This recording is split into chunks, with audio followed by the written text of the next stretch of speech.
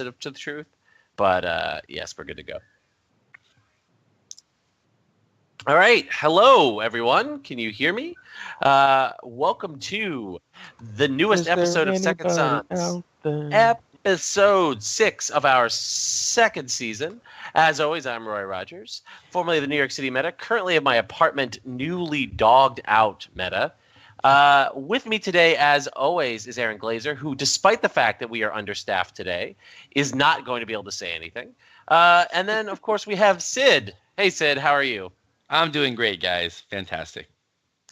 And we actually providing content today is the man behind the scenes, the puppet master, the master of probably the best produced Thrones tournament online in 2017. Probably better than Worlds would be produced. Buzz, probably. How are you? Wait, probably. Oh, Buzz is not going to say anything. What? Hi, Buzz. We just How are you? introduced you, Dick. I just did a really elaborate introduction. You have to talk this week, Buzz. Like, we don't have our normal cast of like 8 people, so you can just fade into the background. You're on. You're on tonight. You have to You be. played in a tournament, Buzz. You're back in the game, man. You're not just like puppet master. Yeah, and it's still variance, man. Losing isn't You've been always playing too much variance, Hearthstone, Buzz. That No, you know, right. every time you lose, it's variance. All right. So we don't actually. So we had a big announcement, which we have actually 2 big announcements now. I'm happy to announce that we will be permanently joined by International Man of Mystery Sandy Barnabas as a member of the Second Sons. I would also like to announce Not today. He's not here. since We're not sure where. he didn't show up to his first episode as official member, and I'm firing Sandy as a member. Yeah, this is us. This is his last episode. His first and last episode as a permanent member of Second Sons. So he holds the record, I think, among Game of Thrones podcasts as the shortest period of time as an official member of a podcast. I'm sure, like Alex Black did from the White Book, now to the Wars to Come. Is that what it is? Is that what it's called? You would be the only one to know that. He, Sandy will go off and form his own podcast now. But he is fired. He is both hired and fired in the same episode. So we have just a little bit of news, which is that between this episode and the last episode, 2 chapter packs were announced for the next cycle. What's the next cycle called? The Blood. It's called Blood and Gold was the last Journey one. to Old Town or something? No, Journey to Old Town's the pack name, isn't it? Alright. Feast Dance or something like Feast, that. dance, feast of Dance, Dionysus. feasting, No, high that's quality not right. content. Hold on. Whatever it is. FantasyFlightGames.com. Here we go. This is some quality content we got going on here. You can see. Wait, this whole last cycle was Crows. called It's the Blood and Crows Gold? cycle. The Flight of Crows cycle. That's what it Flight of is. Crows. For Feast of Crows, right? 4th Yeah. cycle, Feast of Crows. Yeah. So Got it. the Wait, it's actually just named the book? No, Flight of Crows Flight of instead of Crows. Feast. Oh, okay. all right. So the newest pack is the Kingsmoot.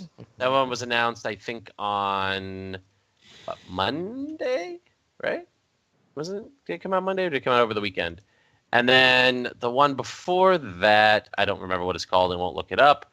But anyway, there's some pretty big cards that have been announced so far, besides Valado Harris, which we've already talked up a bunch. But I really want to just bring up the new Asha. Excuse me, Yeah. call it by its proper name. My champ card. Your champ card. So the new Asha. Sid, what do you think of this card? Oh, the stealth, the pillage, the 5 strength, the 3 icons, 7 cost. I mean, there's a place for her. I love old Asha. I mean, everyone does. She's a staple. But not suddenly getting your Asha Crown of Golded feels good. Feels like maybe a good step forward for her. I don't think she's overpowered. I don't think she's the obvious choice over the old one, but I think she has a place. And that's what I like. I like to see kind of those lateral additions to character choices rather than obvious replacements. So I think she fits that kind of sweet spot, and I'm excited to play with her. Her ability's bonkers. Bonkers good. I think her coming out after Doharis is a pretty big negative. Well, I mean, every 7-coster is going to be a big negative after Doharis, right? I mean, come on. no, I don't think that's necessarily true. I think it's specifically true of her because the 5-coster is so fucking good. Like a 5-coster on a small board is just like crazily good. Unless Targ takes over the bet, in which case you're totally right. Yeah. I mean, I guess, but I'm still not convinced Valar Dohaeris just dominates the meta from top to bottom. I'm not convinced of that yet. I mean, we'll see. The proof will be in the pudding, but I'm not convinced. I think it's just another reset in kind of the long series of resets we're now getting, which is great. If you sit down to a Game of Thrones and you don't know what your opponent might be resetting the board with, this is perfect. This is what we need.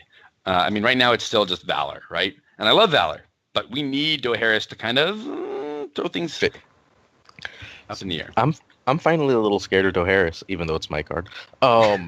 Like I just feel like it might overpower Dom decks, and Dom decks are like absolutely no fun. And then there's a card in this pack that further breaks fucking stupid Dom decks. Wait, why does Dohaeris break Dom decks? Or are you saying it'll empower them? It empowers them. Yeah. It breaks, yeah. Okay. Good. Well, breaks understand. like makes the game broken, not breaks like. Yeah. I mean, they're gonna be great. They're gonna be great. I mean, stall is definitely a thing that that could be consistent, and we've definitely seen. Krevik in the chat, whoever that is, you can tell us who you are if you want, says Greyjoy doesn't care about Dohaeris. They have the Fisherman, which actually suddenly isn't that bad of a card with Dohaeris in the match. No, it's definitely not. I like this Asha because I hope that she makes. I mean, Aaron should be really excited because she may make a deck good that will make Alexander Hines really upset, which is a pillage deck, a deck that mills people as a win condition, which, as everyone who listened to old Beyond the Wall episodes know, is Alex Hines' least favorite win condition in a Beyond game. the what? Beyond the what? Indeed, that's what it is. Beyond the White Walkers have killed the Wildlings. If you spoiler alert from the 7th season. Some podcasts from the time of Legends. It's hard to really be sure if they existed at all. Yeah, it's but hard to say. I think she's awesome. I'm really excited for a different kind of card advantage. I'm really excited for a Greyjoy 7-coster that isn't really boring. I'll be honest with you. I find both Euron and Dagmar to be really boring cards. I love the fact that there's a new Asha with much better art than the core Asha. So really, this is just a win-win for everyone. So I'm excited to play around with her. I'm not excited, as Aaron said, for Kingsmoot, which is a fucking degenerate card. That's not the card I'm worried about. The card I'm worried about is in this pack. Oh, King's Blood? Yeah, King's Blood, I think is. Oh yeah, we'll get to that. Come on, I don't think it's that broken. All right, but there's one more card that we should definitely talk about because our unofficial designer of our hearts, Champ card is coming back. That's in the second pack, which is House of Dreams is coming back as House with the red door? The House with the red door. So it's pretty redesigned actually for first edition. It doesn't have most of the immunities. Any of the protections except discard. Except the discard one, which is powerful.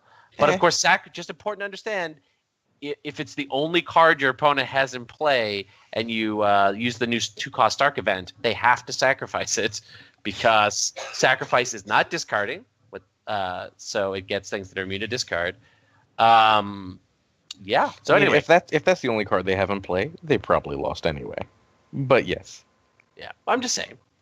But I actually think House of the Red Door is really interesting because I think first edition or second edition is more about tempo than first edition was, and the fact that just being able to start with that location in play, even if something bad happens with it, to reduce, as Buzz said, the variance. Like if you really need a location like the Red Keep or Plaza of Pride early, like seeing it early will just decide games for you. Or, having the Iron key Throne. turns where you don't have to, the Iron Throne, right? Where you don't have to use any tutor effects. You don't have to mulligan for it. You don't have to do just starting with it. Even if something bad happens to it in turn 3, you just have that advantage from the moment, like I think is really good. And I think the fact that it will cut down on variance will, I think, actually improve the game a lot, even if it's not as purely strong of an agenda as it was. Hey, Roy, what'd you name your dog? Amira? Yeah, that's the secret reason Roy's happy about House of Dreams, because it makes Stark playable again with Frozen Solid. He's just a Stark fanboy, and all of a sudden Stark's going to be everywhere because it's the answer. And so Roy is happy. So he made up a whole bunch of fucking justifications for a card that they underpowered. It's still going to be great, but it's definitely, it needed more protection. Frozen Solid is pretty good right now, too, though. I don't think. I agree, Aaron. I'm just saying, I think it's like there's the naysayers out there who are like, oh my God, this is not a straight reprint of House of Dreams. This is going to be terrible. And I think that they're not remembering the fact that playing locations is a big tempo hit particularly for decks that aren't degenerate stall decks in second edition. The setup change does hurt it more. I mean, we don't have 0-cost characters to dump the board with like the old days. And we only have characters. A few 0-cost locations. Yeah, but what's the it's 4. I mean, they cut it in half, Like they didn't do that to us with the original House of Dreams. It had better immunity and a better flop scenario. It does drive it down a little bit. I mean, I'll still play it, and I think others will, but it's not quite as powerful, and that worries me a little bit. I'm not sure if it needed to be knocked down that far with at least the locations we have available now. Really? I don't know. I mean, I agree with you, Sid, but I'm just saying, like, I am more bullish on the card than I think the community is in general. Excuse me.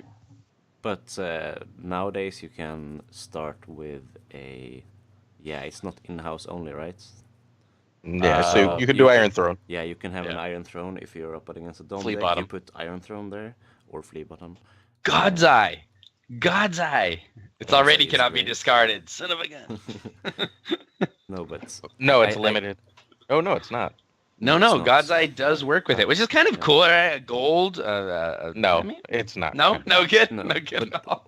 I'm going to give up 3 what I gold. think speaks for the agenda is really the Iron Throne thing. That's, okay, I'm against the stall matchup, I'm going to play a different... Even just a Dom deck, starting with that is like, I play low-cost characters anyways, and I'm going to start with the Iron Throne, and you can't discard it. Let's roll. Like you're going to be able to start fast. Yeah. And Valado Harris helps House of the Red Door decks a lot to sort of even out the character differentiation. Mm-hmm. As a second turn Valor D could really even the board state out in a way that's really beneficial to those decks. I mean, First Snow's also going to smash House with the Red Door decks, right? Like, because if you want to have any kind of setup, you're running a significantly lower curve. At which point, like, First Snow comes, even though it's back in the meta, it becomes much, much more important again immediately. Well, that's good, right? I want HRD to be really strong, but I also want there to be answers. I just don't want it to just roll people. So I think the fact that it will create a dynamic situation speaks well for the card. Oh, we have our second announcement that we forgot, because we should move on from this because it's not out for 4 months. But our second announcement is, hey, Roy, are you going to Thrones War? I am going to Thrones War. Know who else is going to Thrones War? Who else? Me. Whoa! I hear, Aaron, that you don't play in tournaments anymore. I mean, I've played in 2 this year. That's more than some people. Thrones War is not a tournament. Thrones War is a commitment. Time out. It's more than Buzz. It's more tournaments than Buzz has played in this year. It's true. That's true. We need to up our experience in this game. Hey, no, Thrones War is so much more than a lot of tournaments this year. All right.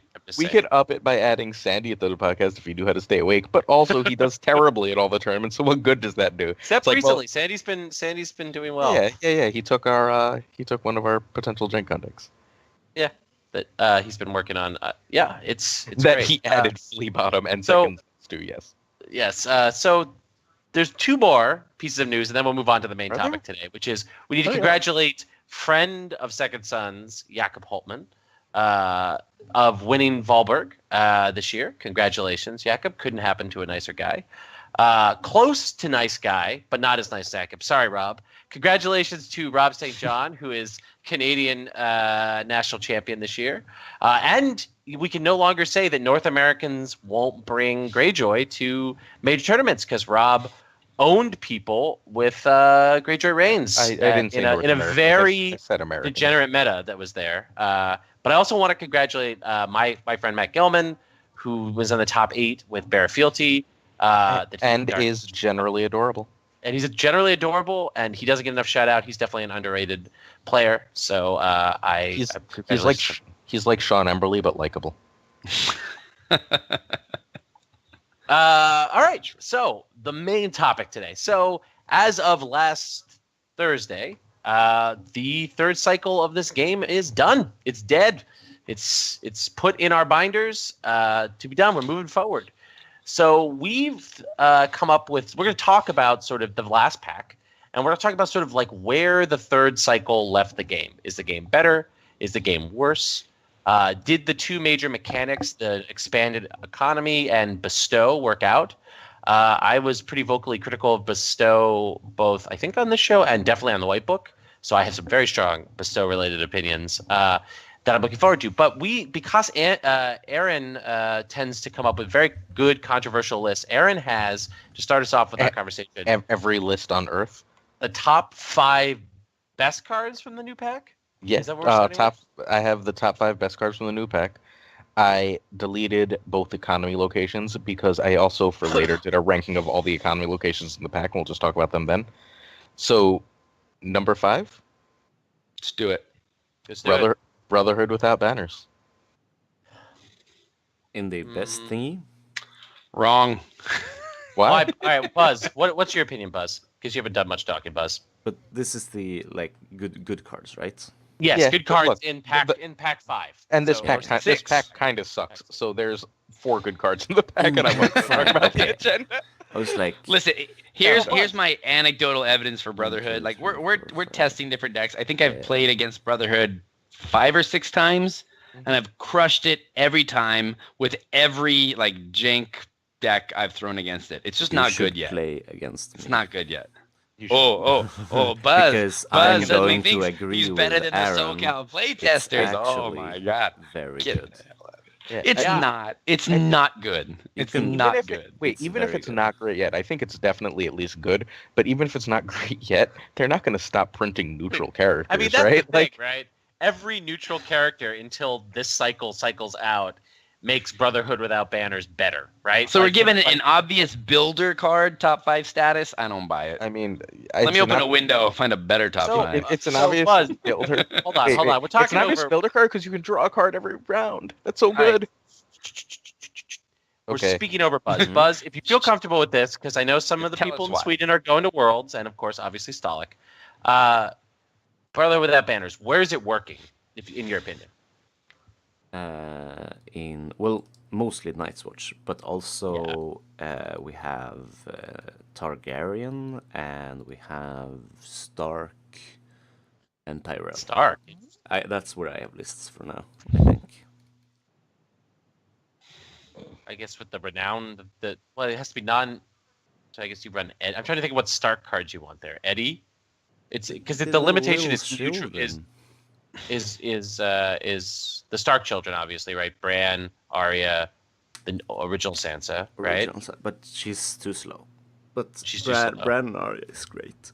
All right, Eddie, fast yeah. Eddie. Yeah. Then everyone else are loyal. Yeah, everyone else is loyal. I'm trying to think of all the other good Stark characters. I I mean, don't know. Mars- I'd like to see the list. you Buzz, can so Mar- send it Mar- to- With the new Northern Keep, you can play Winter, and with Wow. Wildlings, they like the Winter and stuff. So Because it's only loyal characters, right? Yes. You can run loyal locations. locations.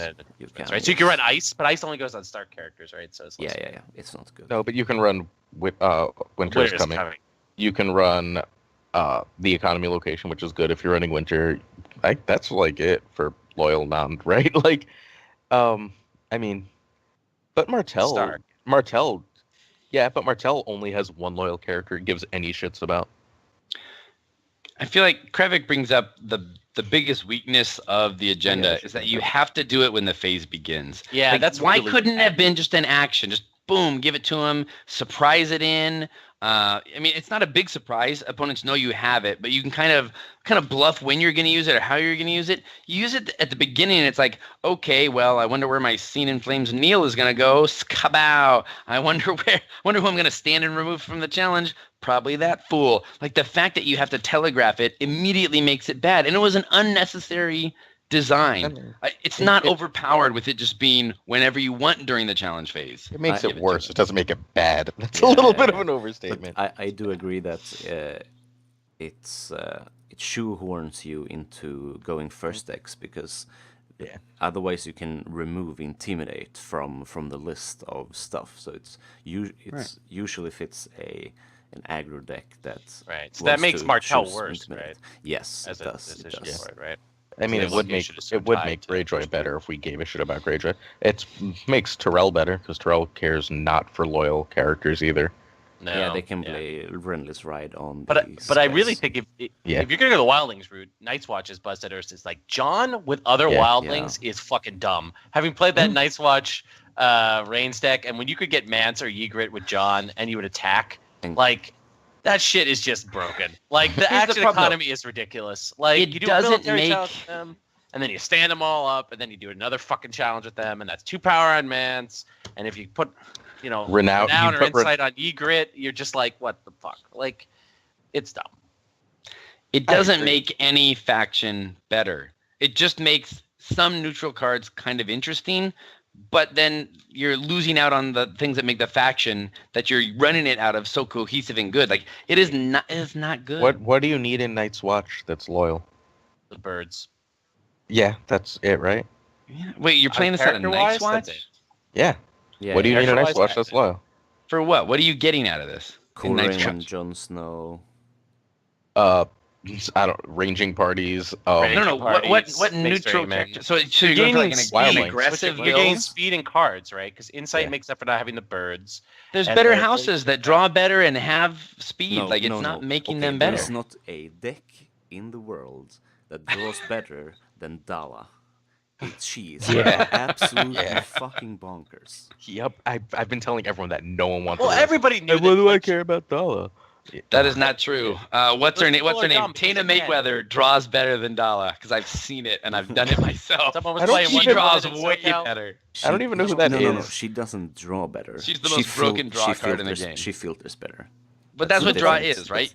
Get rid of the bad stuff, get the good stuff, and roll. No, it's not. No, I would rather just keep a card. Yeah. Wait, filtering is way better in this because we have reserve value, right? So just drawing 10 cards gives you nothing. Sid, I love filtering. It's my jam, but it's different from draw.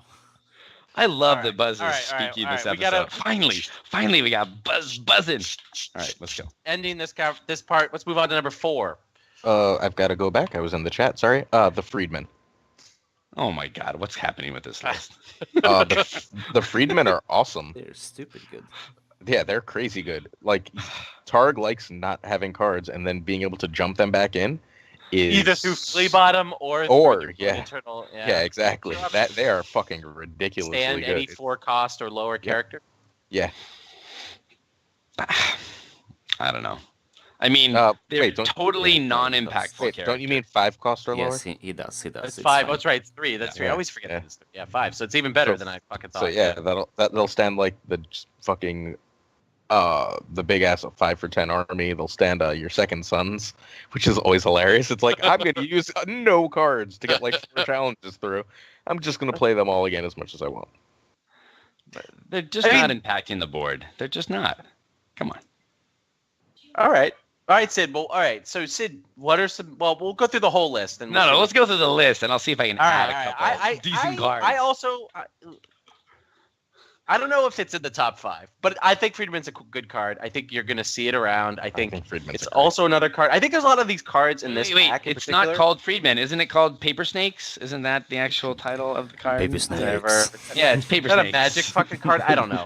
But no, look at the art. Look at the art of the card. I mean, they're literally flying paper snakes. And here's what I'm trying to actually say. I think this pack has a lot of cards that get better as more cards along its themes get printed. I think Brotherhood gets better with each neutral card. The more like discarding cards out of your hand tech the Targ gets, the better cards that have you can get out of the discard pile become better for Targaryen.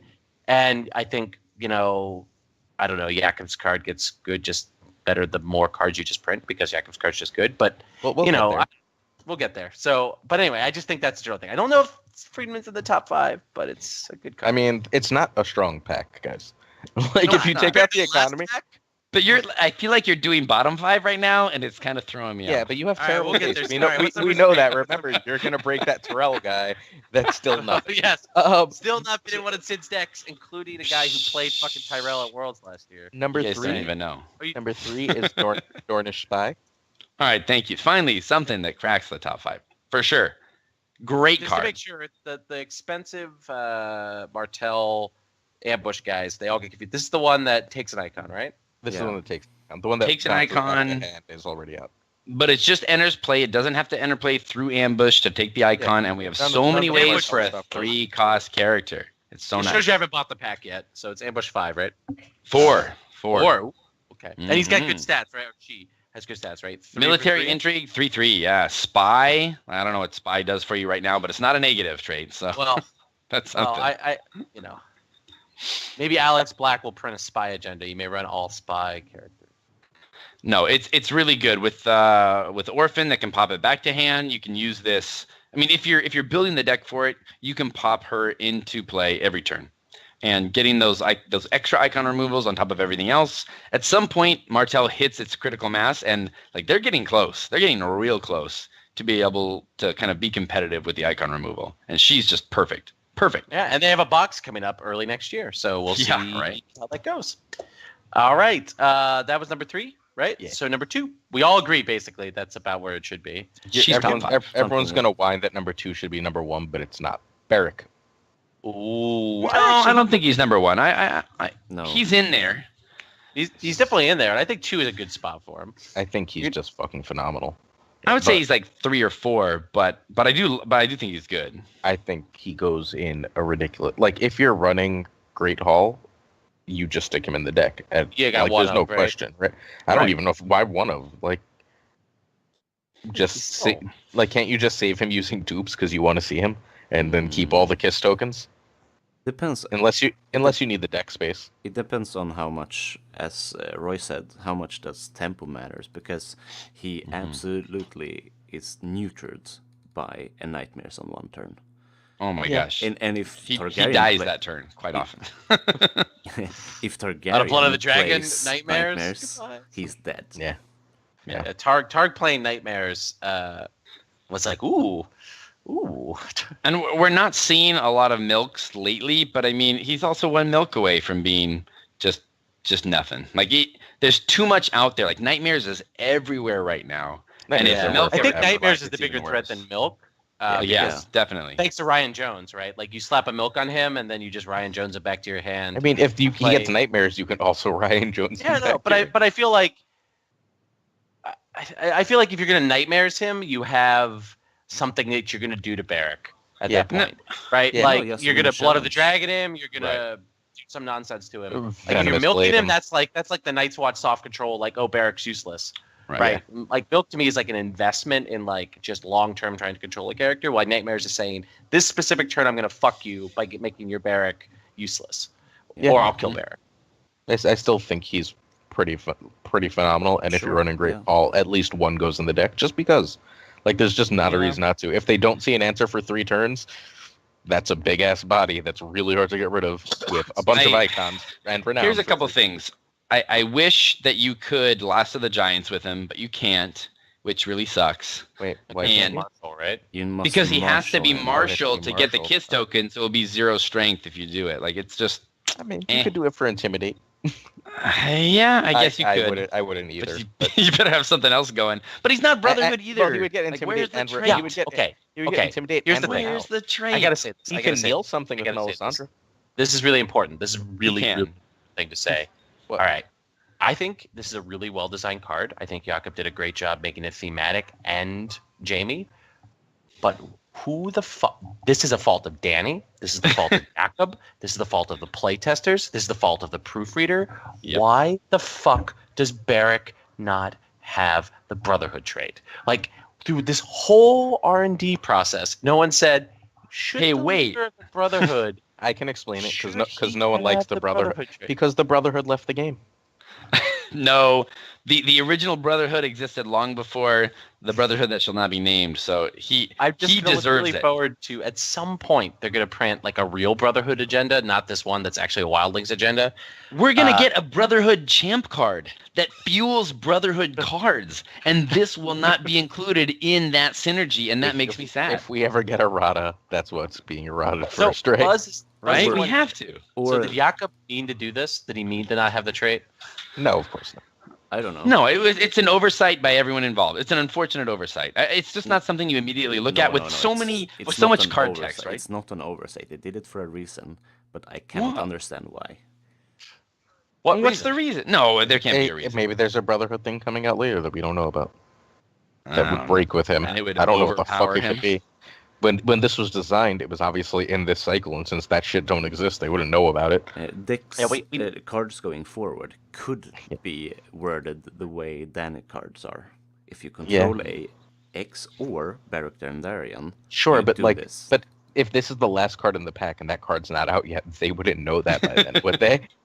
Okay, see what I mean? Sure, Jakob wouldn't have known it when he was designing it with Danny, right? Unless Danny was like, I plan cycle 6 to have these Brotherhood cards that say Brotherhood or Beric, and I've designed a Beric to replace your Beric, but shh, don't say shh, Jakob, shh. All right. Anyway, what's number 1? King's Blood. Number 1? So King's Blood with Orphan of the Green Blood is a fucking nightmare and a half. Did you already forget how completely obnoxious the Vanguard combo is? Okay, so I love that Aaron is taking an interest in melee again. That's so wonderful because this is number it is one also an for incredible melee, but in Joust, it's gonna be so good. It's gonna be so good in everything. It's definitely a degenerate card. It's like super degenerate stall card. Like, it's just like unless they're resetting the board. Wait, how are you recycling this? Like the Knight? Orphan. What? Oh, because it's. Oh, you've got to sack King's Blood. Oh, I read it. You have to sack it. Yeah. No, that doesn't work. Okay, that doesn't work. Okay, then never mind. It's not number 1. It's number 4. Okay. Bump it down to 4. Everything else goes up one spot. Yeah, you can't cycle it. So you can't cycle it. I feel better if you can't cycle it. It's still a great card, but it's not number 1. Let's so from the rest of the panel, what are cards that Aaron is missing from this list? We'll start with Sid. Yeah, Locked Away. I mean, that's the obvious first one. Locked Away may not be the best card in the pack, but it is top 5. Come on. And dude, cannot be saved. Cannot be saved. It bounces the hand at the start of marshalling. So, like, you could always just play it again. And I get that really slows down, like, speed, but it's 3 costs to slow down speed, and otherwise it just gets... Yeah, I get it. I mean, and the burnt dupes. That's the thing. Like, it's just I feel like Doharis just does this anyway, so I don't really.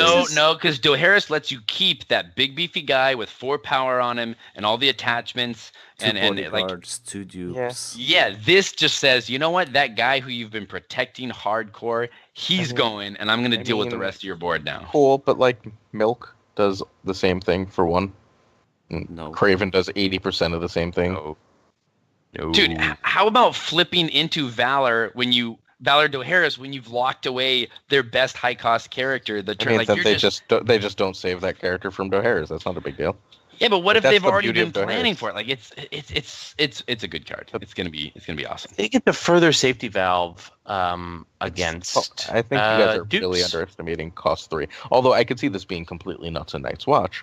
I think you're completely overestimating how much 3 cost is as an investment. Really? 3 cost in the age of flowing economy? Yeah. Come on. I don't know. Well, I mean, we'll see. We'll see what Martell has in its box. If it has economy options, this will make it more appealing. But all right, the other card that I think is good that I would put in my top 5 is Pay the Iron Price.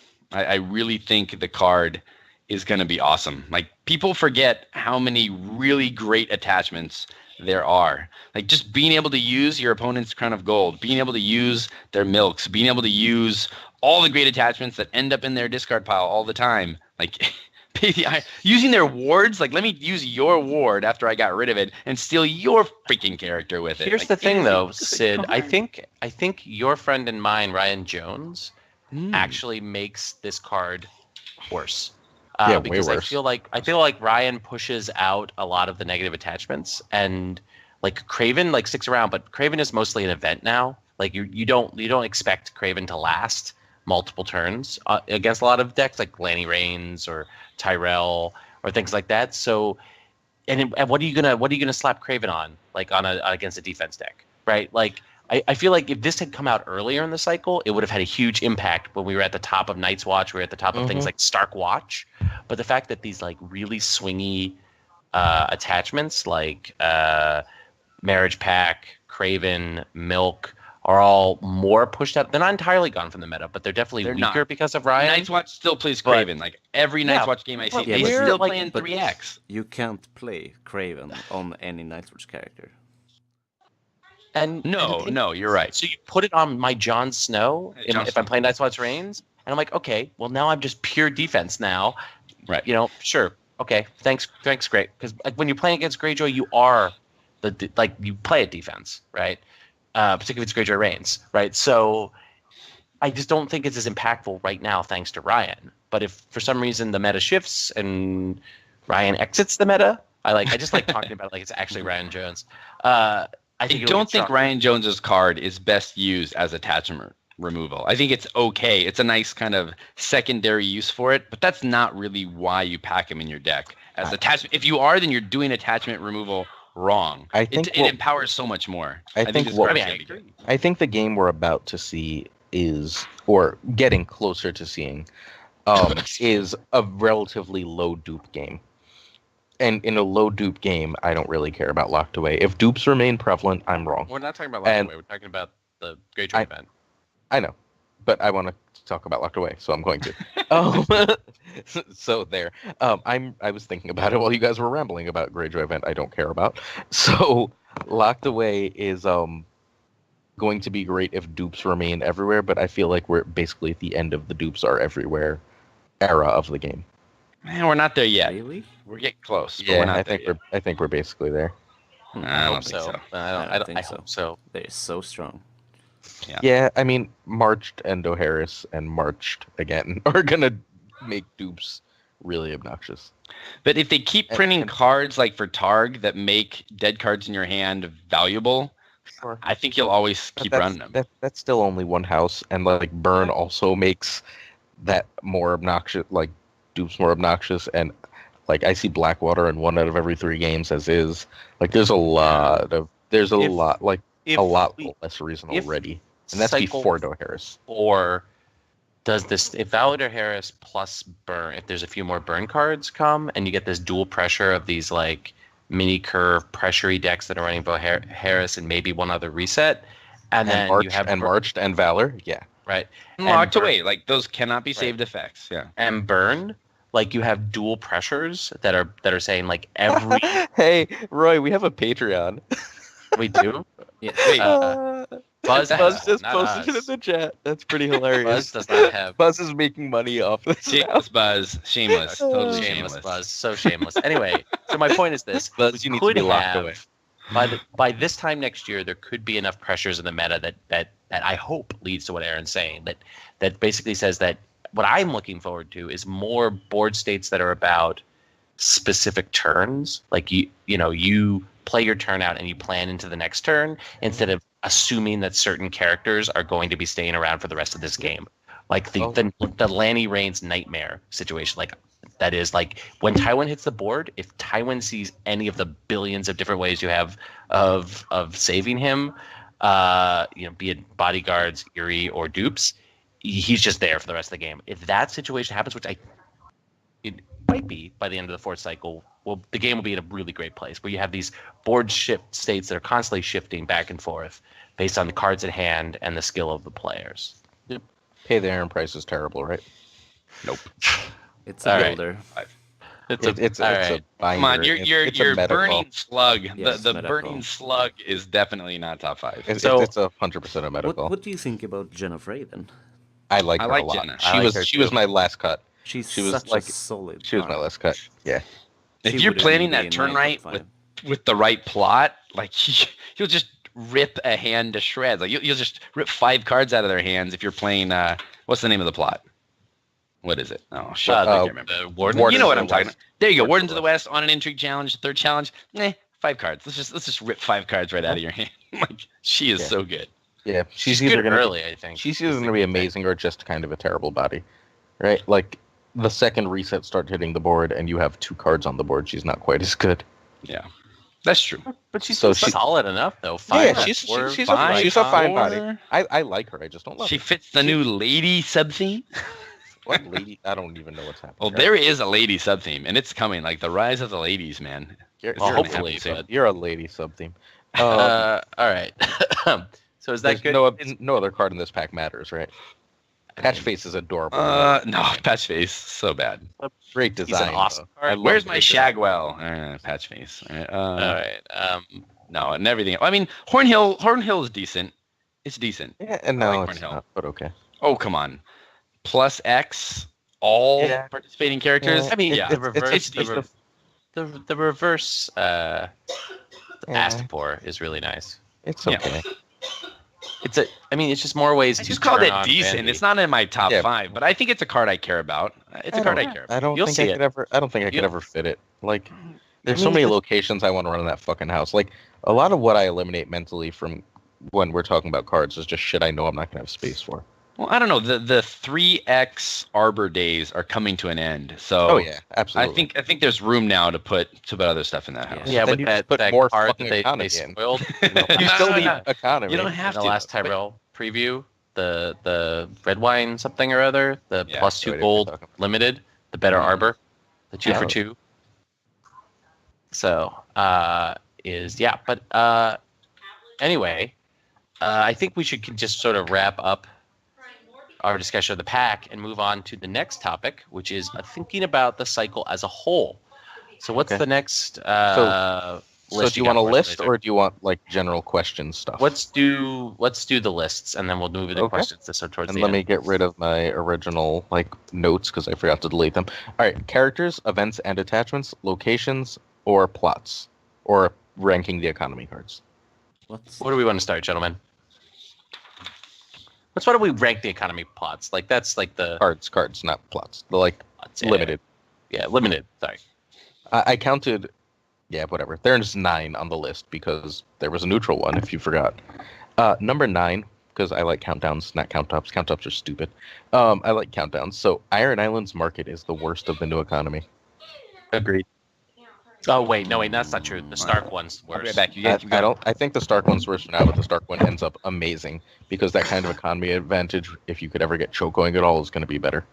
Out of Stark though? I think Stark can pull it off. um, I don't know. Stark really needs economy, and this is just like, Yeah.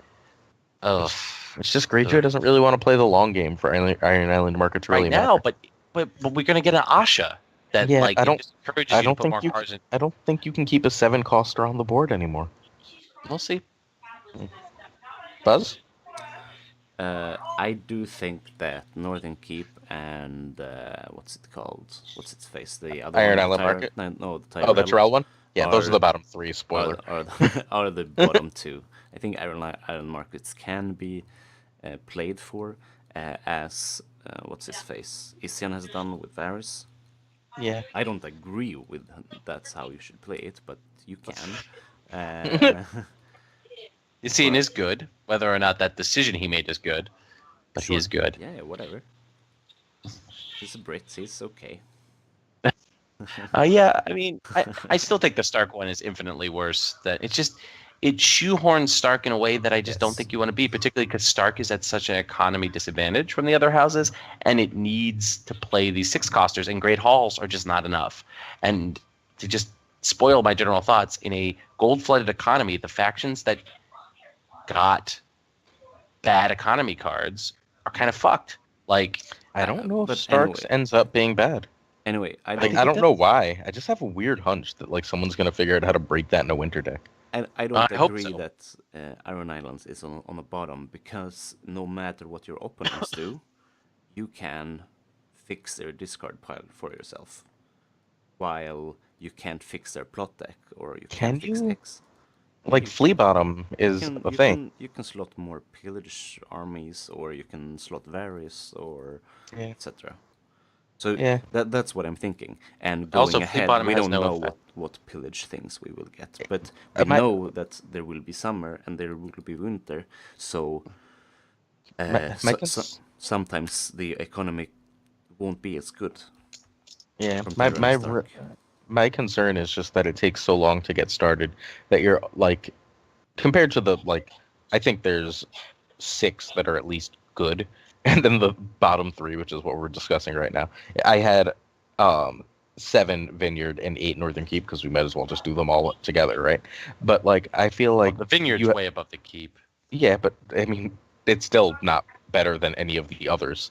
No, Like, but 'cause, it's definitely like- better than the Keep. Yeah, like, it's above the Keep. It's 7, 8, 9. Vineyard, Keep, Iron Island Marker. It's just my problem is Greyjoy does not like that slow start at all. Like even if Greyjoy is not playing the almost no matter what, Greyjoy doesn't really want to play from behind. That's just not what the house does. And like Iron Island Market, I feel like requires you to be willing to, even if you can pull off not doing so, it requires you to be willing to play from behind. And I don't think that benefits Greyjoy. But on the other hand, and this will be for the Turg one as well, they function best after a reset. And they are the worst against... They can fix Valor, no problem, but they cannot fix Varys. So if they get resetted by Varys, suddenly they have the economy. Yeah. So in the worst case scenarios for them, this is good. Right. But so it's good for their weakness, but it's also bad for their strength, and that's such a weird place to be. Oh sure. Okay. Yeah. All right. So I think we all agree that at least these are the bottom 3. Mm-hmm. You think something else belongs below Arbor Vineyard?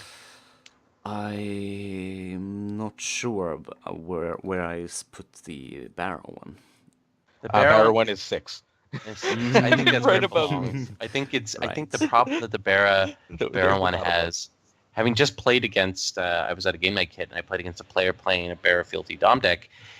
It's great until that turn that you don't win Dom. Like if you can, honest to goodness, consistently win Dom, but there are enough other Dom decks in this point that if your opponent, myself in this case, like planned to be the turn that you flip it, it's such a huge tempo hit to just have this 2 gold location melt and you get nothing. Like you don't get 1 gold, you don't get anything. That's what I think as well. It's the highest upside and downside, right? Like, because if you're triggering it, you're basically getting a power every turn, at least 1, for winning dominance, and then you're getting 2 gold starting immediately, and it's the only one that's sort of guaranteed to give you that 2 gold right away, right?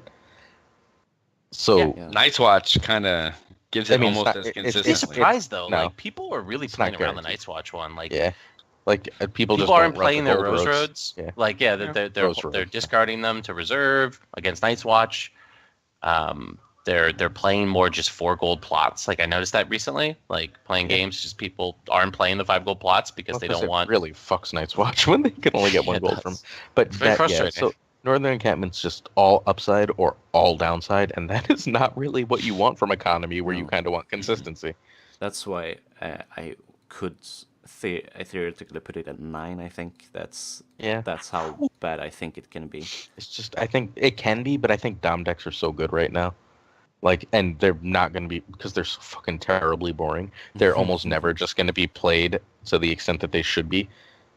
Right? Like, because if you have a group of 15 and everyone brings a Dom deck, you've got a decent shot of winning that tournament, no matter how big it gets, right? Like, it's boring, but you do. But no one really wants to do that because it's super fucking boring. But, like, in the meta right now, and especially, like, I think Dohaeris makes, my concern about Dohaeris is, the only concern I actually have about Dohaeris is that it might make Dom decks too good. So a Northern Encampment goes really fucking well with that. It does. Except it also makes Martell Stag better, and Martell Stag owns Barra Fealty, like or Barra Primary Dom. What? Martell Stag. True. I think that the Degenerate stall, like Alex's deck or some version of it, just like Barra Fealty, it runs good cards, but it can't deal with something that's like Varysing you, that's just putting all that pressure on you, and also trying to do your game plan, and also taking away all the power of your gaming. Yes, like that's the bad part of it for me. Like I don't know, Martell Stag really suppresses other Dom decks if you run into it. If you don't, then I actually think that like Barra Fealty versus like a Night's Watch stall deck or not Martell Stag. It's plus it's much more interesting of a game though. Like there's actual like shit that happens. That's not just just do 'cause they you see the enjoy orphan. degenerative, boring Night's Watch shit. That's true. I didn't know we allowed Joe from Cincinnati on this fucking podcast. Joe but doesn't whatever. like Degenerate Night's Watch. Joe and I talk about that all the time. He thinks I'm bad I'm bad for the game because I love degenerate decks like that, and he plays honest wall decks. But all right, so we've got Barra's 7? in there somewhere. So we're now at what 4 or 5? 5. Five. Gold Road. Gold Road. Gold Road. Gold Road. What? The Lanny one, 5. Lanny. It's just the other. Isn't, in challenges, isn't right? this the clear number 1? No, I feel like we're at the Oh point my God, there's everything else buzzes. has a claim for number 1, and it's great. But I feel like every Lannister deck doesn't, especially. I mean, every Lannister deck can run this, but every Lannister deck isn't crazy about this. I mean, most Lannister decks want that gold in the challenge phase, right? Yeah. Yeah. Yeah. Yeah. This But- is the clear number 1. I don't Think think so? so. I don't think it's the I don't clear think number so one. I either. think it's higher than Aaron is rated. I mean, I just feel like the other But- 4 are fucking incredible. I don't think there's I a don't have wrong the number other 4 1 in for my the head. next one. We'll We'll get there. We'll get there. We'll get there. Gold Road but- always works. It always works. Yeah. Yes, It does, but I don't think it it's doesn't effective. always give you something to do with it. It gives you something to threaten, which is cool. But like, hey, if you didn't have an event or an ambush character, or like you only could save 1 gold from it, So it's you're just saying sitting if there. you didn't play Lannister, this would be bad. Right, because they have tons of ambush and tons of great events. Like that's what you do. You play Lannister for don't all the think- great challenge gold effects. Like that's no, what they that's do. how you play Lannister. Oh come on. There's That's how people who win with Lannister. Come on, come on. That's actually, not how- come on. that's that's totally not- not, how that's Kyle not- played Lannister. That's not Lanny Reigns. It's not how plays. Kyle played Lannister. That's not how Joe played Lannister. Like Yeah, the no. Lanny Reigns that's dominating. Like that's the primary. Now, like, look, whether or not you think Lanny Jumpers is the best Lanny or not the best Lanny. No, it doesn't Like- have to be like- jumpers. but You're like- telling me they're not playing events? They're not playing events. in No, those they are games. playing The events. only Like, ambush they're playing is the Burnman But and Hound. the Hound is. Seriously, And the Hound, though. you won every single turn. Like, Sure, what but are we smoking right now, guys? It's It one must be extra good. gold. Give me It's some. one extra gold unless Give you me get some. lucky. Guys. I think So the that's question not you have enough to for ask the yourself Hound though is 5. those Lannister decks I don't think they care about this Okay, have card. not been as like economy's not their issue. It's not the things that the answer. It's not like choke doesn't like. It's. I think what this does though is it may push jumpers back into. I think it opens hope up so. some options for Yes. Lannister. Like that's what I think is good. You But we see- need to put. Yeah, but Opens up options isn't number 1 for things that already are there. It could be like it could be. We could like. Who's the Nordic champion? Buzz. what's Who's the Nordic? champion? Yeah, who's coming to it's- this year? The Danish guy, Michael or something. Michael. All right, let's say he shows up with some Nordic fucking jumpers nonsense deck, and that blows all of our minds at Worlds. Then we'll say, oh, this is the number 1. But right now, sitting at the meta where it is right now, we haven't seen someone take the Canadian Nationals or Valberg or you was the pack wasn't legal at UK Nationals, No. right? And not in Varberg. It wasn't legal in Valberg. No. Oh, Was okay. it legal So in Canada? No. So- I think it was legal in No. Canada. So it wasn't. wait, No, hey. no. I know it Go- wasn't. Okay. Gold Road also has to be below Underground Vault because it just makes Underground Vault so much better. Like the better Lannister gets, the better Underground Vault is. Period. But it's the best of them in terms of just efficiency, right? No. Because even no, No, Martell Really? is the best in just efficiency. maybe no. Martell. Okay, neither of those are the best in terms of efficiency. We'll get there. All right. Oh. So okay, next one. Underground Vault is one above because the better Lannister gets, the better Night's Watch gets. I mean, I think that's true. It's like I do think that if you think that this is the best one, then the Night's Watch is better. So it would be 1, 2. Because I think that this shores up a lot of Night's Watch's I mean, weaknesses against this Lannister. one of these out and Tywin means you're getting fucking +2 every round with Night's Watch, and then they don't give a fuck about your Tywin because they're just shrugging. Okay, so I played a game on Iron Throne and was like, these underground walls are so good. And then I had 2 gold on a turn. I didn't plan on having 2 gold, and I had no clue why. I was like, why do I have 2 gold from this guy? And I had to like ask my opponent. He's like, oh, because I have 2 Rose Roads. Yeah. And I was like, oh shit, this card is so good. I liked it before, but then when I realized that it works with Rose Road and Tywin and Arbor, etc. Everything. It's stupid good. Mhm. Yeah, it's very good. So, next up, Dornish Fiefdom. Oof. That's two. I think Or is this three? Three. Three. Oh, I think Dornish. I think one. Yeah, I'm totally gonna put Great Hall as one. Yeah. Dornish Fiefdom is the only reason Dornish Fiefdom isn't higher is that Martell on Martell matchups are really fucking obnoxious. Because then you never know when you're. Yeah, gonna it's just half like you the have time, no maybe. idea. It's really hard to plan. Like you're Everyone's really trying to win hard plan. initiative and Yeah. make you go first. Yeah. Yeah, It's no other deck really seems to give a shit except Greyjoy, and then they're making you second anyway. Right. So like, but since no other deck really seems to give a shit, it's amazing. See, this is where I think we can, because you're gonna put Great Hall at number 1. Fine, I agree. Which means we have one more. There's still number 2. Targ. Oh, really? Targ, Oh, Targ. Slaver's Bayport. Oh, what the fuck? I think. No, Slaver's I Bayport agree. is It's so bonkers. good. It's so easy to good. get 4 Yeah. characters in the dead pile It's with just- it Targ. happens With by Targ. turn. Yeah, it happens Okay, by turn 2. But fucking if all you the play time. up against Buzz, he's like, no, you're not gonna put stuff in my dead pile, and you're fucked. No, that's not true, because if that's all you're playing against, I'm still doing everything else I want to. Like, I'm getting through other challenges, I'm keeping your hand small, I'm winning power challenges. Like, I don't play Targ to put stuff in the dead pile. It just kind of happens. Yeah, like Like, everyone. Here's the thing, though. Every opponent, it's like turn 2, maybe 3. Sometimes Greyjoy can push it to like late turn 3, turn 4, Yeah. turn 4. But they're the only ones who can really push it. A decent Targ deck is just seeding a dead pile. They just do it. They're aggressive. They burn. They do it. Dude, Khal Drogo, someone's going in that dead Okay. pile. So I have a couple points here. One, I mean, the one point in favor of this being Sid's point is there's been a lot of really terrible turn 2 Valors that I've seen like people doing, and like Oh my the god, I amount of love when turn 2 Valors happen. yeah, me too. It's great. And yeah, when you're playing Target, someone turn 2's Valors, you're like, okay, well, thank you. But I think actually having played a lot of Targ and a lot of Night's Watch in the run up to Gen Con, I think overall I found the Night's Watch location to be better. Now, people are playing, because the Night's Watch location is better, people are playing around it more effectively than I think. And I think there's more room for counterplay against a Night's Watch. And this says just don't play your fucking Rose Roads. Well, but I mean, you also know that I'm. It's impossible for me to only look backwards, so I'm always looking forwards as I try and do this. And I see lower gold plots becoming significantly better and more played once Dohaeris comes out, because gold curves go down and you no longer need quite as much. And once that starts to happen, and then Nice, we have once it becomes worse. all these things except Gold Road that don't put that gold modifier on the plots. You don't need to run Gold Roads. You can run lower gold plots, and you can fuck up Underground Vault's world. Does Dohaeris hurt Slaver's Bayport just a little bit? Does it drive it up the list? No, I feel like if you're running Dohaeris, you probably want Valor, Margulis too. Like I don't Yeah. think you're running just one in many decks. Well, And, I like, think and if that- you're running Targ, you might not even be running Dohaeris, right? Because Yeah, you yeah. want the Targ Valor. doesn't, I think, went But, like and if you're running both, like you just Valor Margulis first, and you shrug when you fall behind because you've got the economy equalizer. Right. I mean, it does super duper duper help Targ though. Like I think, like this is the card that's keeping Targ afloat in the meta. Like I mean, Targ is still. I Targ think needs the gold, right?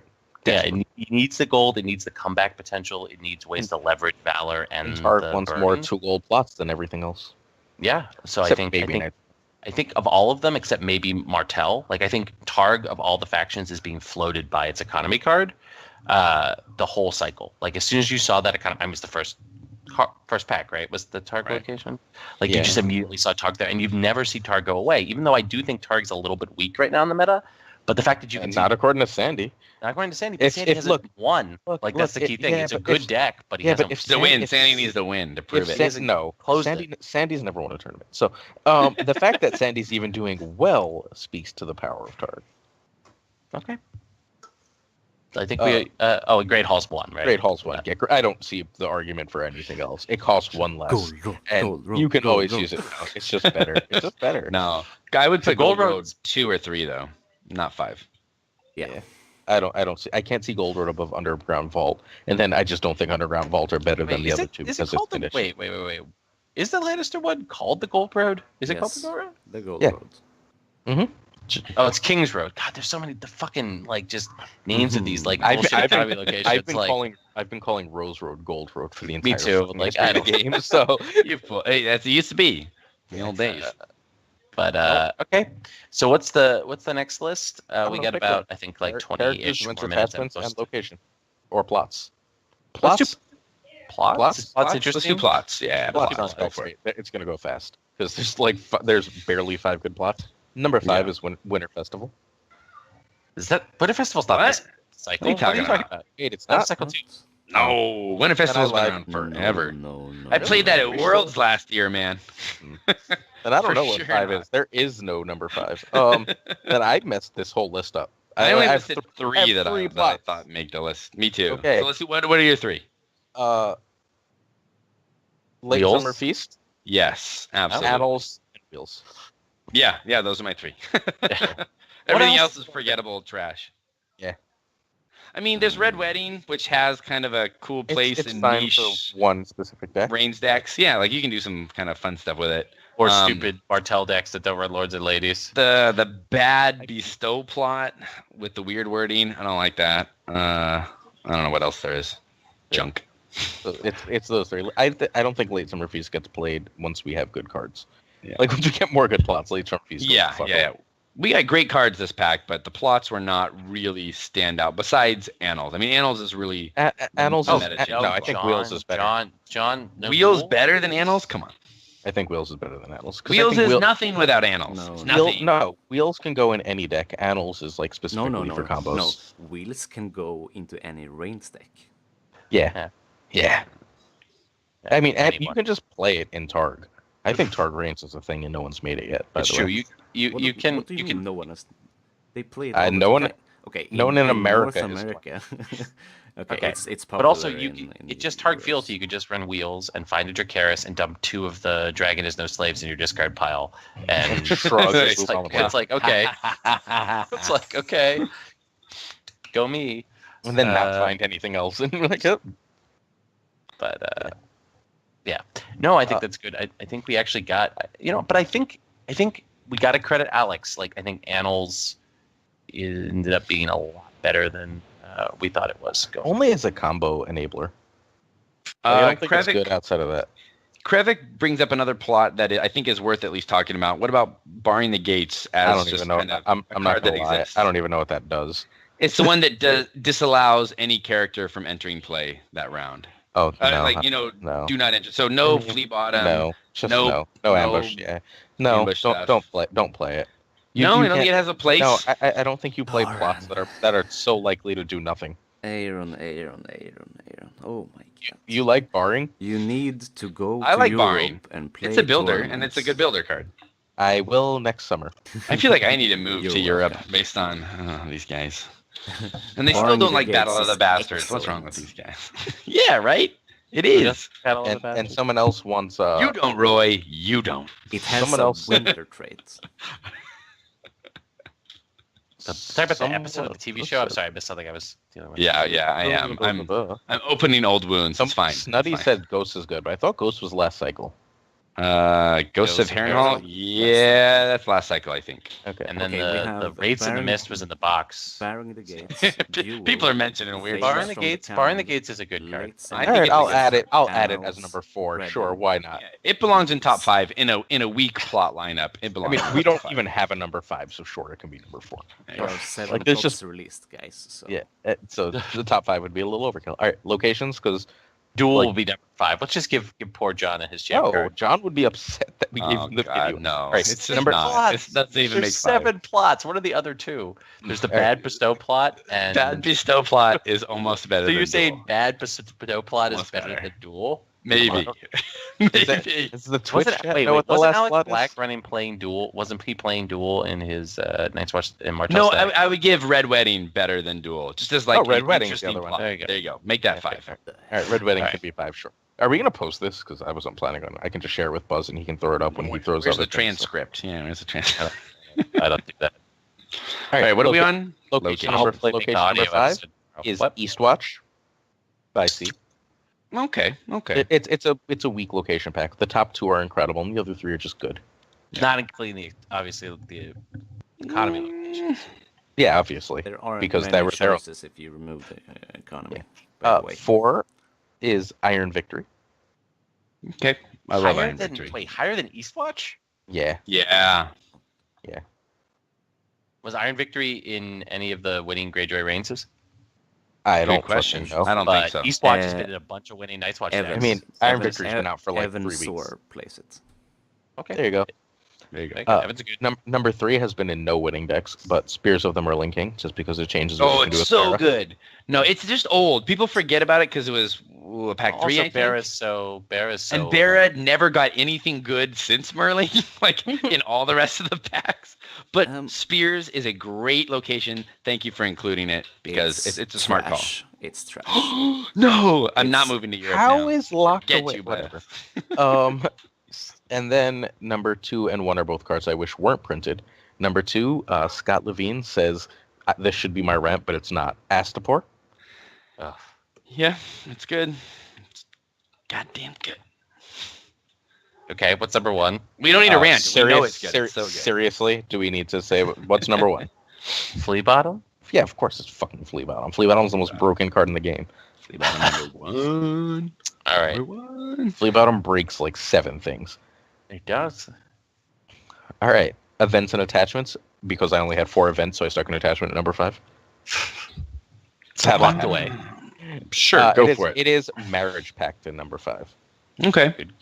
Real powerful, little weak now, but when it came out, man, Aaron, bomb card. We can't do number 5 for all of these. That's like the whole list again. There's 5 It's characters. all the that are events. worthwhile. There's 5 characters that are worthwhile. 4. There are 4 actual events that would make a list. 4 is the Mutiny. Dragon is No Slave. Oh, Dragon's No Slave. Okay. Good card. Good card. 3, Secret Schemes. Yes, definitely on my list. So that 2. means Mutiny and wait, Riot? wait. Go again so I can write and remember. I've got the list. I can just give it to you.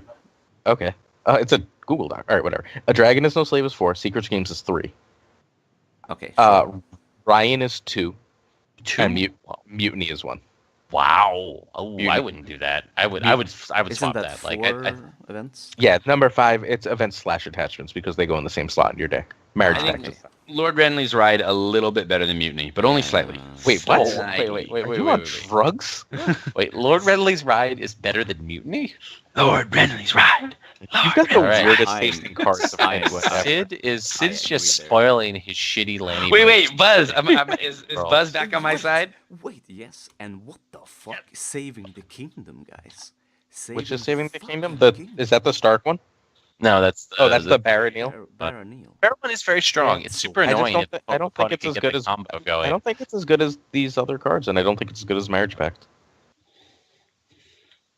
Marriage Pact is really fucking good. I yeah, still think Marriage Pact I is number love Mutiny. I think it's a really strong card.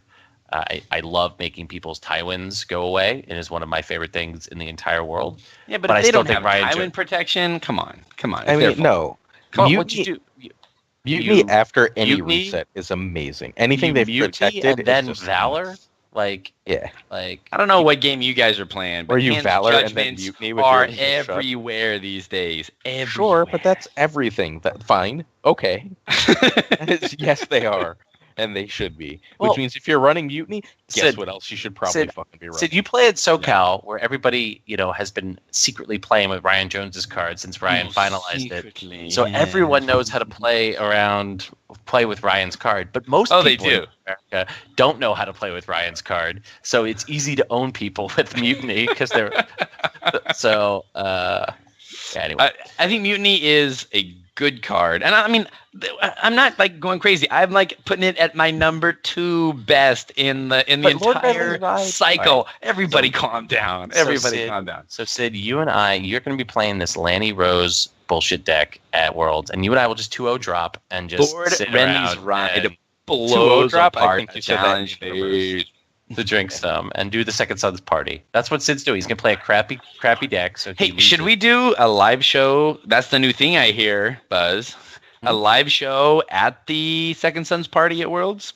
We could do that. I Sure, could bring my yeah. laptop. I think we can do that. All you Okay. need is have Skype there.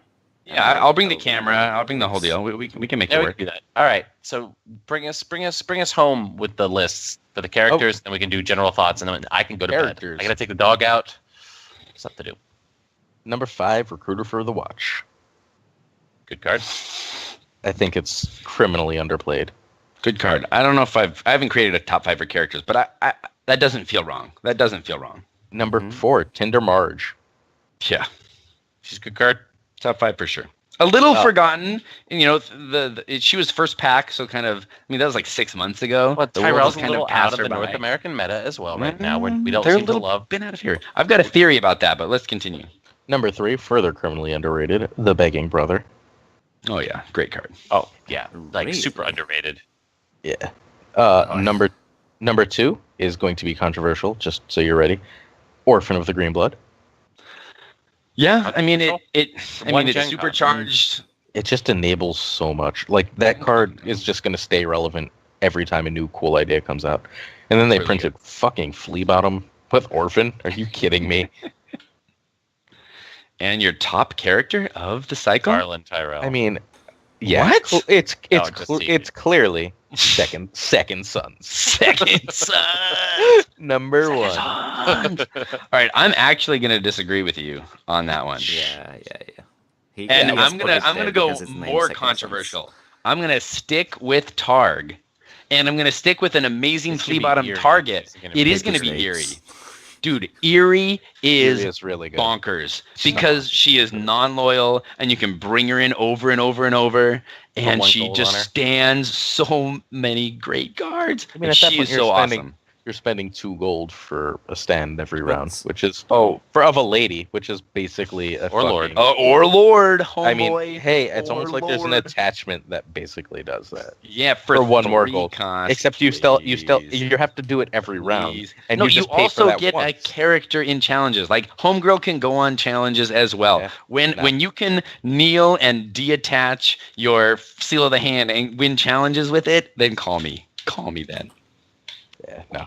Like, because you have to pay for Flea Bottom, and then you're paying 2 gold every other turn. So Oh, it's because Flea Bottom's a terrible card now. It's the best it's- card in it's- the cycle. Yeah, but that's not what I'm using it for. I'm using Flea Bottom for Second Sons, 1 for 6 every turn. If you're lucky. What's lucky? How is it if you're lucky? I'm telling you, you want to do different things sometimes. You want to drop in a Second Sons, or do you want to drop in a Drogo or something that somehow got discarded from your hand? Oh no, you can't do Drogo. drop in a Drogo. Second Or Sons do you is want to the best drop in? target. Do you want to drop in an Eerie and do 2 military challenges with Drogo? Come on, Sure. sometimes there's better Sure, plays. that's the That's only what I meant. other option sometimes. And other than that, like, you can do 2 second challenges with Drogo and pay extra gold, or you can just bring in Second Sons, who has the same fucking strength as Drogo, and do a military challenge with fucking Second Sons for less gold. Overall. I stand by Eerie. Eerie. You understand that the exact same thing you said, Second Sons is 1 gold cheaper for, though, right? Eerie number 1. Okay, Number good. 1. Just so you're clear. And Second Sons is non-unique, so you can run multiples. Like, yeah, it's amazing. You can stand a fucking... Its natural cost is 3, right? Because I don't think I've ever actually marshaled it. So you can stand a 6 cost, you can chuck it to stand Drogo, and then with Plaza, and then with 1 gold, bring it back in for another Just fucking... chuck it for It's reserve, like whatever amazing. you have to. Yeah. It's great. Leave it in hand, just be like, intrigue me, bitch. Yeah. Play it, let it discard itself. Yeah, it's amazing. I'm not All right. even like slightly kidding with how good that is with Flea Bottom. Like, that's my first HOD deck. HOD Targ, 3 Second Sons, bring it. All right, HRD. what's next? Is that it? Is that That's our, it. is All that right, our list? I think we just do general thoughts, General thoughts. about the cycle. Is the economy good for the game? Buzz? Yeah. What? Oh, go ahead, Buzz. Do you think the economy, the influx of new economy locations has been good for the game? Okay, get ready for an hour, guys. Okay, let's see. The thing is, economy influx, great. However, they are so differently tuned and so differently designed in a bad way. Some are great design, like the Gold Road, and pretty much none of the others. And some are just plain bad. Hang on, Buzz had a conversation for us about the cards that he put in the chat instead of fucking saying. You were talking so much. Go ahead. We should have this conversation not in the chat. Well, I because think no one's think- ever going to see this chat again. Buzz is on to something. Like, It's on the if stream we always. if we didn't have Great Hall kind of helping with the variance among the 2 gold locations, Yeah. we'd have a lot big. Like Greyjoy would be in big trouble. But they also got a great econ card that everyone got, so it kind of lessens that. But I think Buzz is right. Like these were not well designed for every house. For some houses, great. For other houses, just like come on. I think 3 of them were well designed. I think the Martell, five the of them were Targ, well designed. and the Gold Road were The vault is well designed. The vault's And not the well designed because vault, the vault doesn't like push Night's Watch themes or make you do anything differently with your deck. Like it's just like, are people running like, plots with lots of gold or lots of Rose Roads? Are they? Then it's a good card. If they're not, it's a crappy card. Like read the Targ meta. deck makes you the Targ, but that's not the meta necessarily. Like Yeah, it is. like I don't know, but I think the Targ one makes Targ want to do things, kill stuff, reset the board. That's interesting to me. That's like something that Targ decks want to do. I think the Martell one going second, which is already a Martell theme, it dictates a plot deck. It makes you do those things. It works. And I think, as Buzz said, like Gold Road is also pretty interesting. Yeah, the Gold Road pushes a theme. It talks to Lannister and say, "Hey guys, let's have some fun." But all of the other ones, they are like, "You must play this way. Fuck you." Yeah. I think the other 2 I listed are more flexible than that. I mean, I could be wrong. But I'm just saying that I think those other 2 are well designed as well. I think that the Stark and the Tyrell ones are really lazy designs. They're terrible. The seasonal, horrible. It's bullshit. It's not even doing anything interesting with seasons. And the Stark one, like all the Stark Winter tech is so fucking terrible except for Winterfell. And Winterfell, like no one gives a shit. If it just said abilities cannot be triggered for this challenge, people would still play Winterfell. Does Stark like even have other winter tech? I'm sure they do. I don't care. They have Hard as Winter. They have a bunch of other shit. They've got a lot of winter, like the name winter in a lot of cards, but it doesn't all cue off of winter plots, which is kind of all the shit that the Stark wants. Like, I would not be surprised if there's some broken Stark summer build because Stark wants money at some point. But like it's just, I also agree, Buzz, and I think that creates a huge amount of variance among factions. And it creates the problem with bestow. And this is something I said, I think, on the white book when we reviewed the first pack, which is that I think the problem is if you break the gold curve and you break the gold curve in an unequitable way, inequitable way, you create big problems where factions like Martell, Targ, Lannister can have no problem running these bestow cards and do interesting things with the good bestow cards. But other factions like Stark or weirdly Tyrell, in some cases, like you just get that, like you just create more variance where it's just snowballing the situation where there's, instead of just breaking the gold curve for all factions with a neutral economy base like Great Hall. Like I actually think, as much as I hate Great Hall because it pushes a bunch of characters I don't like for the game, expensive, bomb, flashier cards. I still think it's the better designed because it's neutral. And it says, okay, you find the best 6 and 7 cost characters in your faction, see what interesting things you can do with them. Like it's just brains work, but creating that inequality there is a huge problem, and it's going to hurt the game until we get non-neutral economy. So I think the problem with Great Hall is non-limited. So I think the problem with Great Hall is different. It's just that like your deck will often just die if you don't see Great Halls, right? Like if you're playing to use them, yeah. Well, if you're Stark, right? Like Stark, if you're Stark and your other economy location is complete shit, like you're in deep shit if you don't see that Great Hall. Like I feel like Iron Island Market in the early turns is the same thing where you just drew Balon and Euron early, and like you better be running high gold plots, or otherwise you're in deep shit. This weekend I played the Manuel's Stark list, and are you guys? I lost all. Yeah, we're here. You're here. No, we're here. Yeah, we're listening. We're just so attentive right now. And it only plays 2 big characters, Caitlyn and Rob Core, and 3 Great Halls, which No Eddard? No. Which I thought was really interesting or weird, but then I played it and I'm like, okay. How many unique characters is it running? Gotta be a lot. There's all of them except 30? Winterfell Steward. See, this is a different approach. No, it's a good approach. It can reduce, make a massive reduce, but he plays it more to just, okay, I have lots of uniques, let's go. Not, I need to play 6 casters, because he only plays 2. Right. Yeah, I'm surprised he's not playing an Eddard, but I mean, I definitely see that. I think that's the strength in Stark. But in my experience playing Stark, and of course I'm playing a slightly higher curve Stark, and that could be the problem, is if you don't see Great Hall in the first 2 turns, you're fat out of luck. Like, well, you're having to play your high gold plots early Yeah. and losing that mid-game kind of... Because you don't have any recovery, right? At least with me, the way I like to play Stark is I like to play sort of more mid-rangey plots early, bait a reset, and then flood with my big gold plot once their their reset is pinned, and then Stark has a lot of speed. Roy, that's how everyone would like to play every game. Just I'm just saying. Everyone would love that to happen. Yeah, but yes, that's good. But I mean, like, those are Stark games that I win, and when I see things like Great Hall, that makes it possible because you can bait a reset by playing a good character. Anyway, but whatever. I'm rambling. But all right, so actually, Aaron so Buzz gave his thoughts. I built on Buzz's thoughts. Sid. I think the story of these packs is Tyrell early. Like, Tyrell in the early packs just looked really dominant and awesome with Marjorie, with Lord Renly's Ride. And then we kind of got a cool Targ middle.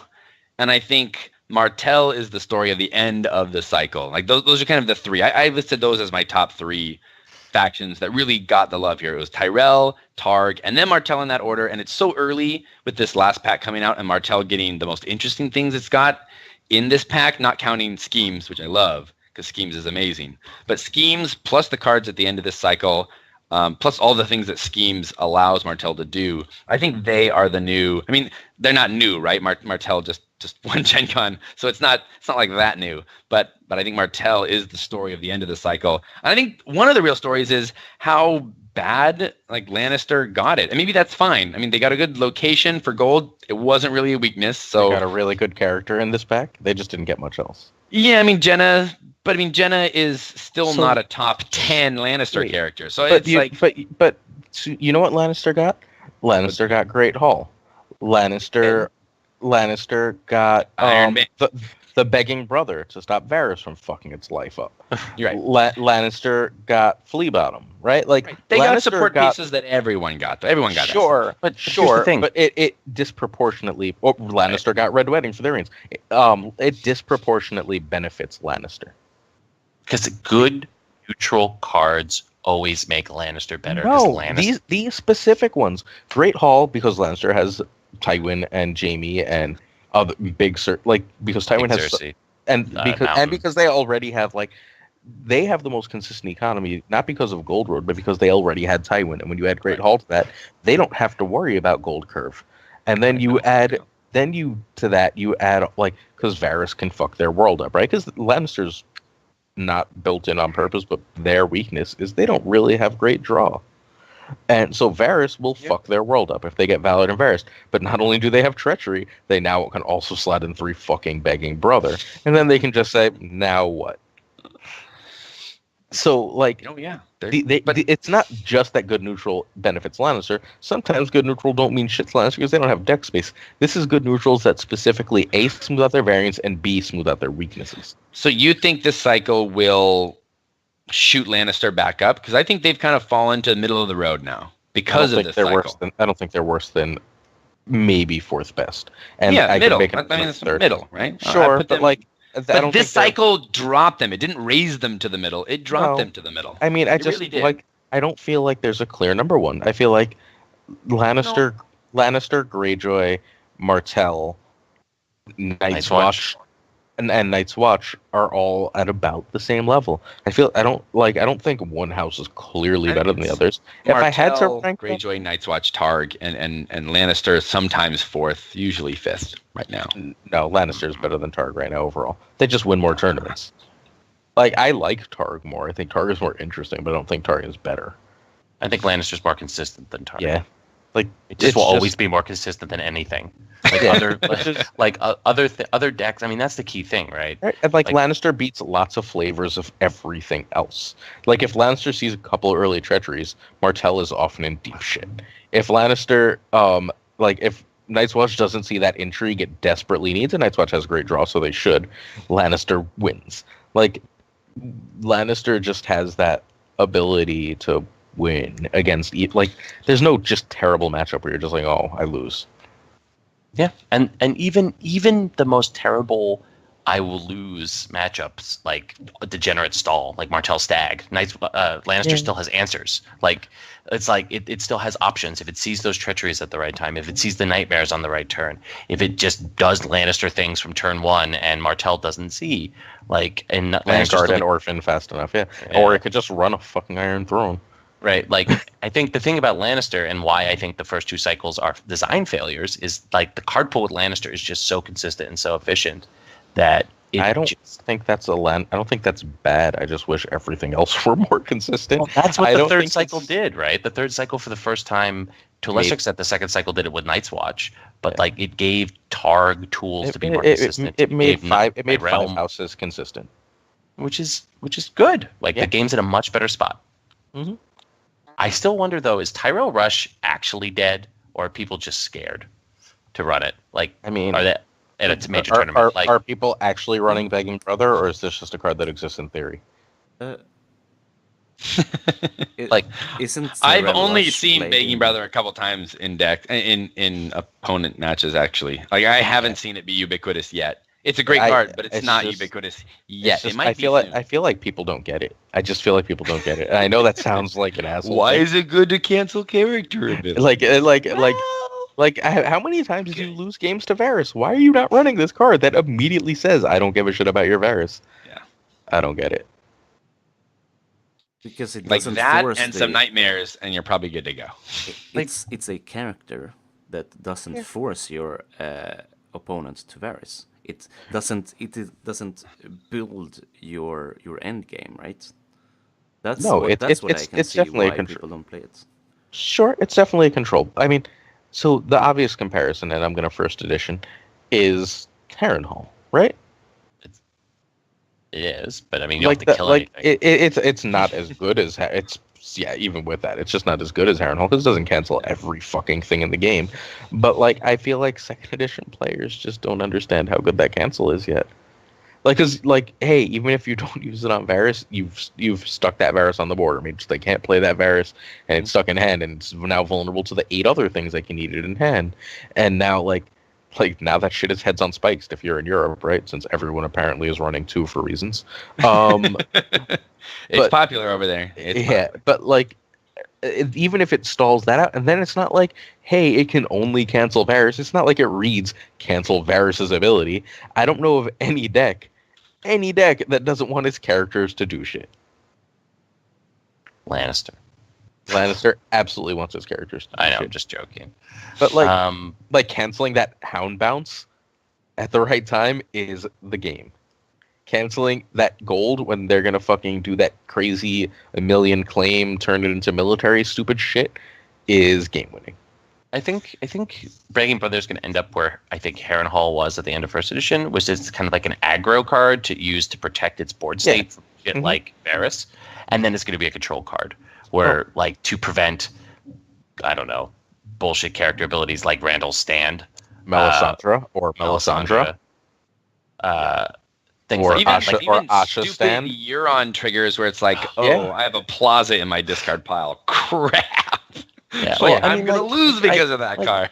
Well, like Rob St. John, if his opponent, like I watched Rob on stream win a game because his opponent forgot what the point of having Begging Brothers in his deck was, which is like he let his opponent get a Euron trigger to get a Stark Harrenhal when he could have just flea bought. He had 2 gold, flea bottom, bring the Bragging Brother into play, bestow 1 gold. What is Euron going to do now? That nonsense. By the way, that's where Gold Road is really fucking good with Begging fucking Brother. Oh, so Holy that card shit. that should go in almost every deck, and you still say Lannister? I not mean, against I didn't say it's not good. I said it's one of the 5 with fucking arguments to be number 1. I just think but 5 of I them want are to go back to incredible. my question. Like, I mean this really seriously. Like, What was the your first question? half of this year, up until at least Starpike, was Tyrell Rush was a force in the meta. Like, part of that was the rise at the end of the second cycle meta of sort of degenerate Night's Watch, and Rush being an answer to that. Well, then Marjorie came out, right? And it was like, Marjorie is Marjorie's the in queen some of that those was Rush chosen, builds. right? Like, Wait, is you Tyrell played- Rush? Well, Like, turn it back on yourself. You've played more Night's Watch than anyone. Can Tyrell Rush beat Night's, or does Yes. it consistently beat Night's Watch? Sure. No. Not really. Not if it's well built. No, not in our testing. I mean, I'm just saying, like, I have played, like, Builders beats Rush, like, and the Night's Watch Reigns that Dan and Dark Knight built beat Rush in our testing, with Dark Knight, one of the best Rush players I've ever seen in North America, running it into Dan Struhal and running into me, who is not one of the best players you've ever seen, and losing more often than winning. Like, it's just like Craven's at the right time, John. Like, there's just, like, if There's you build your enough. deck properly, there's enough there now compared to what it was when the Batala deck was king and it was able to run over Tomas. Like, and I've seen Tomas on streams beat Rush players. Like, I'm just saying, With meta Halder, you're not just defending challenges; like, you're winning them. With Halder, you're just winning those challenges. and Dolores shutting Ed, down there's- their attacks. There's nothing more frustrating in this game than when Dolores Ed is suddenly 13 strength and you're just like, I just can't ever win an intrigue challenge again. And like, Ever. that was fun. Aaron doesn't mean frustrating. He means And bad. that's why people play 2 heads on spikes now. Yeah. That's why. That's the reason. But I don't think it's Night's Watch that's suppressing it. I think it's Varus. I think it's too many resets. Yeah. It's like, can Tyrell Rush survive a Last of the Giants Varus into Valor? No. Like, and then the ability to Varus again. And forget it when Doharis comes out. Like, how's that I don't gonna think survive? No. I think there's other good Terrell decks. I just feel like no one's really experimenting This with is them always because everyone's kind of the like, way of Rush. They get like Yeah. 3 months and then just get ground into dust. They'll have like another time, and for like 3 months we'll all be like, "Whoa, Rush is a thing," and then they'll get ground out. but that's important, right? Like, Terrell you don't want it to Terrell dominate. is but Terrell for the moment is a dead house. Like, they're not a dead house, but like, if Terrell won Worlds, dead. you'd be fucking surprised. For sure. And They're if bottom Stark, 4. if Stark won Worlds, your head might explode. And if Barra won Worlds, you'd be pretty fucking surprised too. Yeah. So like, we have 3 houses that are pretty clearly the bottom, and there are 3 of, according to Buzz, they're the 3 worst economy locations. I don't think that's coincidental. Nope. Probably not. For sure not. Like, Yeah. I mean, Tyrell has options because Tyrell is just has the second best draw in the game. yeah, after night. So can we agree? Do we not still? Is everyone still gonna argue that the fucking, whatever the stupid Night's Watch Raven is not stupidly broken? It's strong. Fucking stupidly broken. Most consistent draw the game has fucking like ever seen. It is. So easy to use. It's insane. It basically reads pay a gold, draw a card, dominance. Yeah. And get claim Yeah. soak if you're desperate. I If you've thought- seen a I it's thought about fucking that bonkers. when I sat at the finals table and judged the game. I've been saying it since my original No. restricted list pitch Yeah, at the yeah. end of like cycle 1. No, but I thought one step further. It's filthy. Actually, Nitro's Yeah. filthy actually reads. Neil, your faction card. to draw a card. Draw a card. Yes. Yeah. It's fucking completely broken. Like, it's one of my like top 5 most God please restrict this cards in the game. Yeah, like, you look for ways to do cool reverse banners with Night's Watch just to get the draw. You're like, huh? Can I run this Yeah. out of Night's Watch to get Yeah. those Ravens? I think I can. They're just set up like everything. Like, they're just so much better than like draw should ever fucking be. Like, I've tearsed the fucking birds over like other I've major done it too. targets just because Oh, like, yeah. I can't. You do If that. he keeps drawing, I'm losing this fucking. Screw game. that bird. Yeah. All right, screw that bird. That might be the title of the episode. All right, I have to Screw go that walk a dog bird. and get Oh, you have a 2 dog different now. animals settled. So that kind of means the episode's got to wrap up. So I will give everybody sort of a final thought, I guess. Any other sort of like last second thoughts here? Sorry to end the conversation, but it's midnight here, and I'll just reiterate what I said. Watch out for Martell, like Worlds and Stolic. Watch out for Martell. Everybody going, watch out. That's all. Buzz. Terrell Rush isn't that as bad as these guys say it. Go watch what Italy's doing. They know Rush the best. And I welcome our Lanny overlords back into our hearts with the Golden Roads. I love it. God, I really hope not. I can't do another competitive season of endless Lannister reigns. No, I would love it if I'm the only one playing Lannister. That would warm my heart. Yes. I think also other people have agree, caught Buzz. on. I agree, Buzz. If it was only you and only people playing your kind of Lannister decks, I wouldn't mind Lannister. But the reign of the Joe Mirando, Lanny reigns never seems to end. Anyway, Aaron, final thoughts. I don't know. Game's getting better. We're almost in the place I want it to be. I feel like we're literally actively one card from where I want it to be. And, All right. Well, one card in restricted list. I'm still like, can we have that for like literally a minute? How do you guys feel about a restricted list relatively soon? Not like a huge one, but just to like shake up the meta restricted list. That is something that we can push to our next episode. Ooh, just restricted literally, list like a next one sentence answer, yes or no. Yes. Yes. You're all going to agree. This is just an echo chamber. People don't usually fucking agree with my restricted list. I get yelled at about the restricted list. Okay, but we could maybe do that for the next episode. I really don't know what the next episode's going to be about. Someone will So see something stupid on Facebook. I'm sure the next episode will be the week of October 9th. I don't know the exact day. It will probably be a Monday or Tuesday or a Thursday or a Friday, or it's probably a day that's not Wednesday. Because I do like to do the white book occasionally. So yeah, that's it. Please, Buzz, what is the new channel that the YouTube videos move to for people who are listening to audio? Jazooey Buzz. Everything is Jazooey Buzz. Yep. So that is the new way to make Buzz that phonetic. Jazooey Buzz. This is the new tyranny that we're all living under here. The French name for the Swedish channel. Support the Patreon. Buzz should make That's money off mostly of viewed in our work. America. Anyway, thank you all for watching, listening. Yeah. Oh, and congratulations to Sandy to be hired and fired in the same episode. Same day. Doesn't he get hired and fired like every day? Isn't that the way his business I don't works? It's just like it's hard to imagine. Play us out, Buzz. Play us out. Thanks for joining us. Are we off?